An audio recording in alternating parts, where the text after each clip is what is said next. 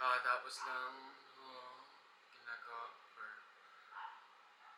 finding clients nga, and ang oras is ano, so 10:52 p.m. na, and yun almost 2 hours yung paghanap.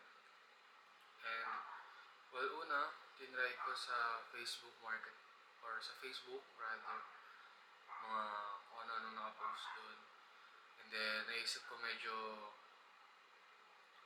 um, parang nauubos yung oras.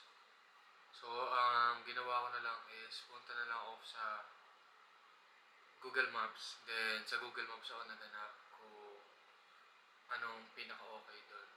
So, ang total na nahanap ngayon is 54. Kapay tao.